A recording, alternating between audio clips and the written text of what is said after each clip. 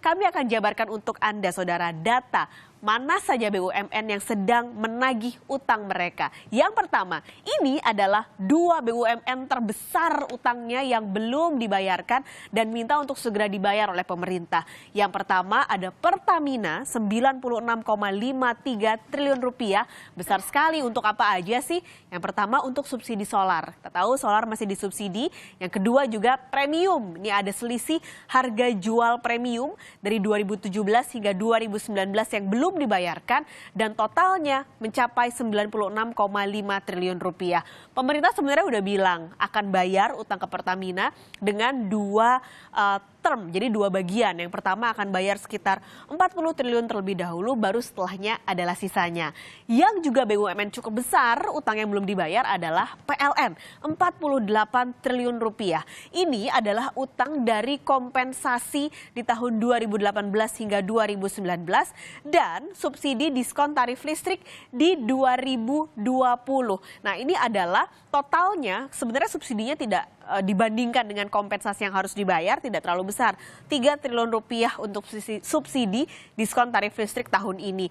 Tapi kompensasi ini mencapai 45 triliun rupiah yang belum dibayarkan oleh pemerintah. Tidak hanya 2 BUMN ini. Nah, ini adalah Jasa Marga dan juga Kereta Api yang juga punya utang yang belum dibayar. Jasa Marga ada angka 5,02 triliun rupiah untuk pembebasan lahan dari 2016 hingga 2020 dan untuk PT Kereta Api Indonesia 257,8 miliar rupiah untuk pembayaran kewajiban pelayanan publik dari tahun 2015 dan 2016 dan juga tahun 2019. Lalu apa lagi, saudara? Kita lihat lagi. Ada juga, nah ini nih di infrastruktur. Tadi berita sebelumnya kan ada tol di Sumatera yang besar sekali. Memang infrastruktur ini makan biaya cukup besar. Salah satunya juga utang dari pemerintah ke BUMN yang juga belum dibayar.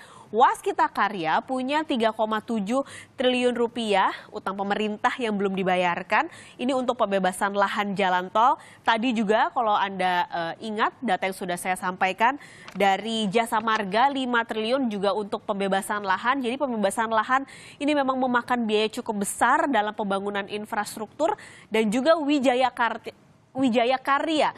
Sama untuk pembebasan lahan meskipun nilainya lebih kecil, hampir 60 miliar rupiah yang belum dibayarkan oleh pemerintah. Kita lihat lagi data yang lain. Ada 3 BUMN terakhir nih yang belum dibayarkan.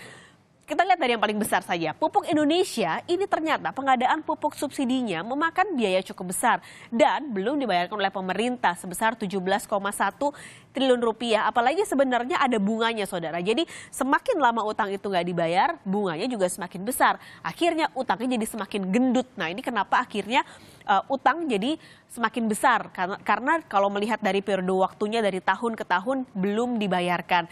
Bergeser untuk Kimia Farma 1,14 triliun untuk pelayanan BPJS Kesehatan yang masih juga defisit, ternyata juga belum bayar ke Kimia Farma untuk obat-obatannya dan untuk rumah sakit pemerintah TNI dan Polri, pemerintah juga masih punya utang ke Kimia Farma untuk obat-obatan mencapai keduanya 1,14 triliun rupiah. Dan yang terakhir ada Bulog 2,6 triliun rupiah ini untuk dana bantuan bencana alam dan stabilisasi harga gula dan beras.